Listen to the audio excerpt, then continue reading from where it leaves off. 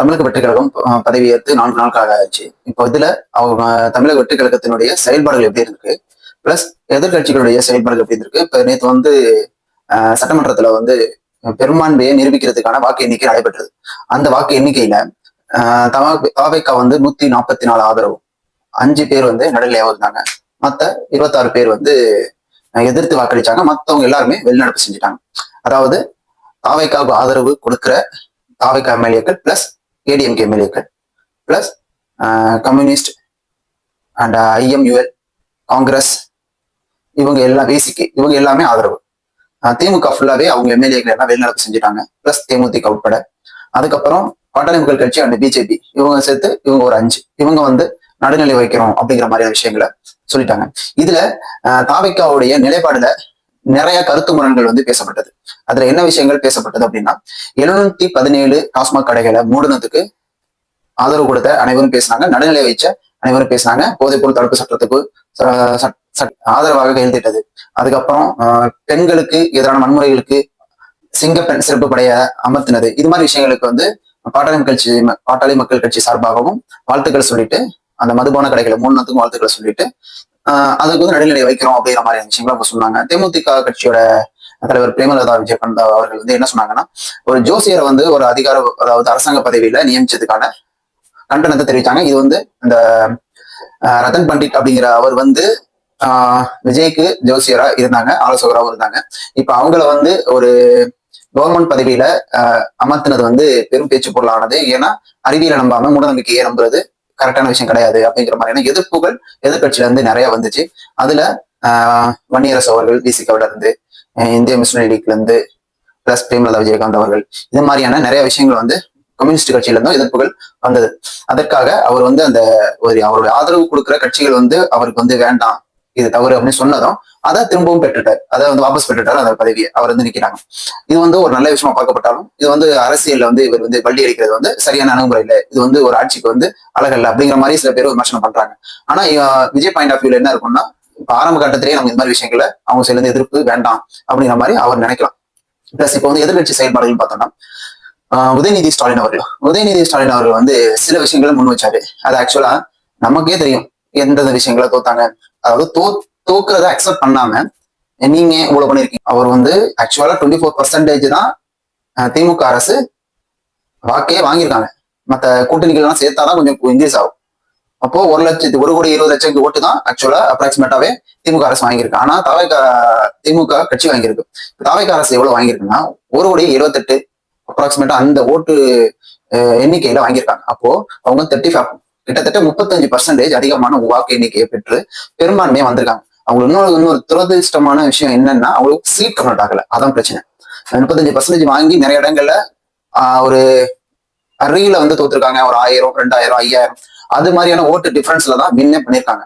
இப்ப அப்படி இருக்கும் பொழுது திமுக சார்பில் வந்து பேசின எதிர்கட்சி தலைவர் அவர்கள் வந்து, நீங்க மக்களால இவ்வளவு பர்சன்டேஜ் மக்களால நீங்க எதிர்ப்பு வாங்கியிருக்கீங்க, 35% மக்கள் வந்து உங்களுக்கு எதிர்த்து ஓட்டு போட்டிருக்காங்க அப்படிங்கிற வாதத்தை எடுத்து வச்சாரு. இது காலங்காலமா நடக்கிறது தான். டிஎம்கே ஆட்சி பண்ணும்பொழுதும் இது மாதிரிதான் இருந்துச்சு, ஏடிஎம்கே ஆட்சி பண்ணும்பொழுதும் இது மாதிரியான விஷயங்களா இருந்துச்சு. இப்ப பேர் என்ன புதுசா வந்து பேசுறாரு அப்படிங்கிற மாதிரி இருந்துச்சு. இதுக்கு வந்து அறிக்கையும் வெளியிட்டு இருந்தாரு விஜய் அவர்கள். இது மட்டும் இல்லாம நிறைய விமர்சனங்களை வந்து தாவேகா கட்சி மீது வச்சாரு. அதாவது நீங்க மாற்றம்னு சொல்லிட்டு வந்தீங்க, இப்ப வந்து சேஞ்ச் சொல்லிட்டு வந்தீங்க, இப்ப எக்ஸ்சேஞ்ச் பண்ணிட்டு இருக்கீங்க. அதாவது மற்ற கட்சியோட எம்எல்ஏக்கெல்லாம் நீங்க வந்து குதிரை பேரம் பேசிக்கிட்டு இருக்க மாதிரி இருக்கு அப்படிங்கிற விஷயத்தையும் அவர் சொல்லிட்டு இருந்தாரு. ரெண்டாவது புஷ்பா பட பாணியில வந்து நிறைய விஷயங்களை வந்து பண்ணிட்டு இருக்கீங்க. அதாவது நீங்க அந்த வீட்டுக்குள்ள போறதுக்கு முன்னாடி சோஃபா உள்ள போகுது அப்படிங்கிற மாதிரியான விஷயங்களே வச்சாரு. இவர் வச்சது எல்லாமே ஒரு ஆக்சுவலா ஆக்கப்பூர்வமான ஒரு விமர்சனமே கிடையாது. ஆனா அந்த விமர்சனங்களை அவர் வச்சாரு. அதுக்கு பதிலீடு கொடுக்குற விதமா நாங்க குதிரை பேரம் பேசி பண்ற கட்சி அல்ல, குதிரை வேகத்துல நாங்க போகிற கட்சி அப்படிங்கிற மாதிரி விமர்சனத்தை சட்டமன்றத்திலே வச்சார். அதுக்கப்புறம் அவர் பேசின நிறைய விமர்சனத்துக்கு ஒரு பதில் சொல்லல. அதுக்கப்புறம் அன்னைக்கு நாள் ஈவினிங்ல ஒரு அறிக்கையை வெளியிட்டு இருந்தாரு. அந்த அறிக்கையில தான் அவர் நிறைய விஷயங்களை வந்து பதிவு செஞ்சார். அது முக்கியமான விஷயங்கள் என்னென்ன அப்படின்னு நம்ம பார்ப்போம். மக்கள் மனதில் ஆழமாக வேரூன்றி இருக்கும் புகழ் பெறப் போகும் மக்கள் அரசை புஷ்பா அரசு என்று திமுக ஏளனம் பேசுகிறது.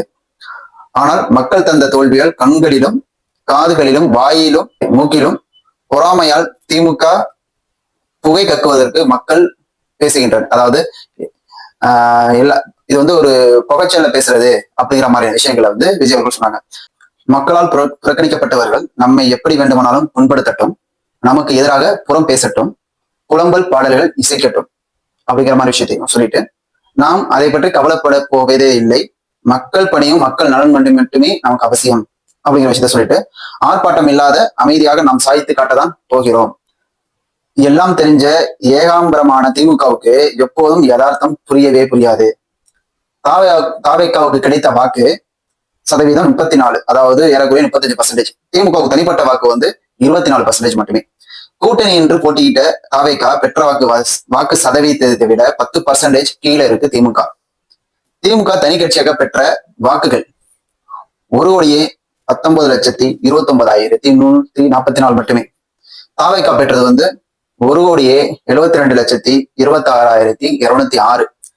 தாவேக்கா 3.2 கோடி பேர் நிராகரித்ததாக திமுக கூறுகிறது. அக்கட்சியை நிராகரித்தவர் 3.68 கோடி பேர்.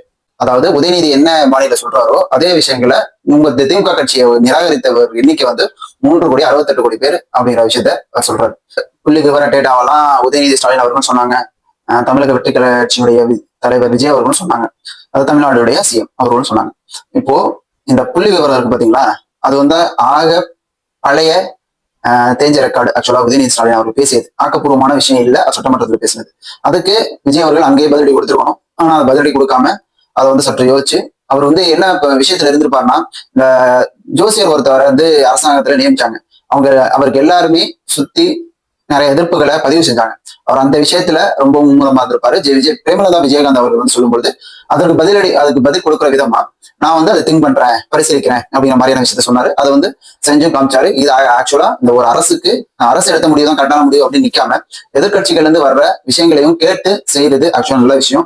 அதையுமே அவர் செஞ்சிருக்காரு. அது பலவீனம் அல்ல, அது ஆக்சுவலா எதிர்கட்சிக்கு நம்பிக்கை கொடுக்குற விஷயமும் எடுத்துக்கலாம். இது வந்து விஜய் அவர்கள் பண்ணியிருக்காங்க. இப்ப நம்பலாம் நம்ம அப்படிங்கிற மாதிரி இடத்துல இடதுசாரிகளும் காங்கிரஸும் கட்சிகளும் வர்றதுக்கான வாய்ப்புகள் அதிகம் இருக்கு. இதைதான் விஜய் அவர்கள் செஞ்சிருக்காங்க. பிளஸ் அதிமுக வந்தது ஆதரவு கொடுத்தது என்பது வந்து திமுகவுக்கு நாங்க போறோம், அதிமுக கூட்டணி சேர்றது அது பெரிய டாபிக். அது நம்ம வேற ஒரு பதிவுல பேசலாம். இந்த பதிவுல இனிமேலுக்கு வர சட்டமன்ற நடக்கும் போதெல்லாம் ஸ்டாலின் வெர்சஸ் விஜய் அப்படிங்கிற ஒரு விஷயம் வந்து கிரியேட் ஆக வாய்ப்பு இருக்கு. அந்த இடத்துல வந்து யாரு வெற்றி பெறுவாங்க, எதிர்கட்சியா திமுக செயல்பட போகுதா ஆக்கப்பூர்வமா, இல்ல ஆளுங்கட்சியா தாவேக்கா வந்து ஆக்கப்பூர்வமா செயலாற்ற போகுதா, இதுல யார் ஜெயிக்க போறாங்க அப்படிங்கிறத வரும் காலங்கள்ல நம்ம பார்ப்போம். நன்றி.